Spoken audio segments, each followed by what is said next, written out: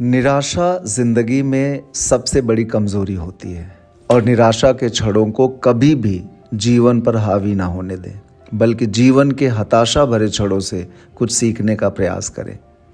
इन लम्हों से उबर कर आगे बढ़ना और ख़ुद को बेहतर बनाने की कोशिश करना ही हमारा लक्ष्य होना चाहिए।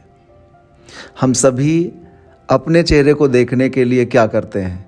शीशे के सामने खड़े होते हैं और जब खड़े होते हैं तो कभी वो जो मिरर होता है वो हमें हमारे चेहरे को इम्प्रूव करने के लिए कहता है और कभी ये बताने की कोशिश करता है कि हम कितने खूबसूरत लग रहे हैं।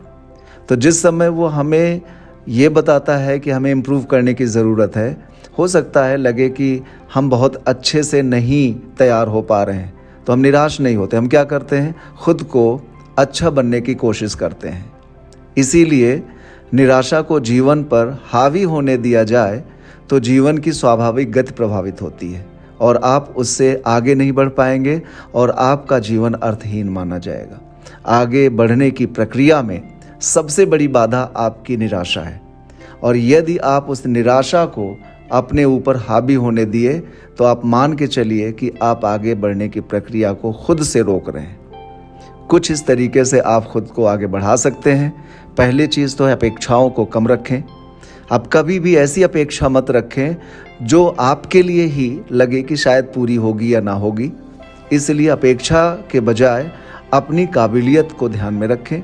जितनी आपकी क्षमता है उसको 100% अचीव करने की कोशिश करें। किसी दूसरी की क्षमता को अगर आप अचीव करने की कोशिश करेंगे या कॉम्पिटिट करने की कोशिश करेंगे तो किसी अपेक्षाओं के लिए आप काम कर रहे हैं और फिर निराशा आएगी जो आपको अवसाद का कारण बनेगी।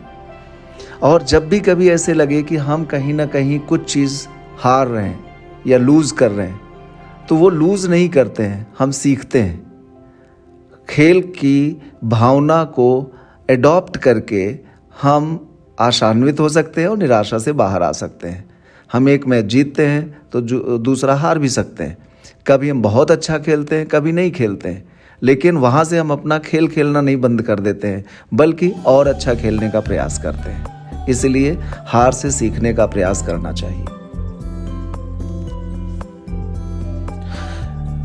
एक और बात, जब भी कभी आपको लगे कि हम निराशा में जी रहे हैं या निराशा हमारे आसपास भटक रही है, तो आपके कुछ ऐसे मित्र ज़रूर होंगे जो आपकी मदद के लिए हाथ बढ़ा के आगे आए और वो मित्र ये कहेंगे कि बिल्कुल निराश ना हो। क्योंकि वो आपके साथ में खड़े हैं। कुछ ऐसी चीज़ें वो आपसे शेयर करेंगे, तो मित्रों की मदद ज़रूर लेना चाहिए।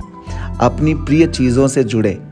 जब भी कभी आपको ऐसे लग रहा है कि ये चीज़ कहीं ना कहीं आपको एक कंपटीशन की भावना ला रही है और कंपटीशन की भावना ज़्यादा हमें निराश करती है, तो उस समय हम कोशिश करें कि अपनी जो सबसे प्रिय चीज़ हो उस प्रिय चीज़ से कनेक्ट हो जाएं। कभी कभी आपको ये लगता है कि हम वहाँ नहीं जा पा रहे हैं, तो आपके घर में ऐसी चीज़ मिल जाती है जिससे आप कनेक्ट हो जाते हैं, तो वहाँ ना जाने की निराशा आपको नहीं लगती है। अगर कभी आपको लगता है मेरे पास में ये चीज़ अवेलेबल नहीं है, लेकिन जो अवेलेबल है अगर उससे आप जुड़ जाते हैं तो जो नहीं आपके पास है उसका दुख आपको ख़त्म हो जाता है। इसलिए अपनी प्रिय चीज़ से उस समय जुड़े जब आपको ऐसी कुछ निराशाएं नज़र आ रही हों। कभी भी भूत या भविष्य की चिंता के बजाय वर्तमान की चिंता करें, क्योंकि दो कल के बीच में एक आज आता है और उस आज को अगर हम खो देंगे तो वो आज कल में बदल जाएगा। इसलिए ना तो भूत और ना ही भविष्य, बल्कि वर्तमान की चिंता करें। और चिंता और चिता में एक बिंदु मात्र का फ़र्क है। इसलिए चिंता भी ना करें, बल्कि वर्तमान में जीने के लिए कोशिश करें और वर्तमान में अपना बेस्ट दें। अपना बेस्ट देने की बात हम कर रहे हैं, इसका मतलब ये है कि जो भी आपकी क्षमता है उसका बेस्ट आप वहाँ देने की कोशिश करें। सभी को प्रसन्न करना संभव नहीं है। अगर आपके जीवन में कुछ लोग प्रसन्न नहीं हो पा रहे हैं तो अपनी तरफ से गलती ना करते हुए आप कोशिश करेंगे तो वो डेफिनेटली कल को आपको रिकॉग्नाइज करेंगे। और इसीलिए कहा गया है कि जब आप खुश हैं तो सभी खुश हैं। इसलिए चिंता छोड़ खुश रहिए, प्रसन्न रहिए और अपने भविष्य की चिंता को छोड़ के वर्तमान को अच्छा करिएगा, भविष्य अच्छा होगा।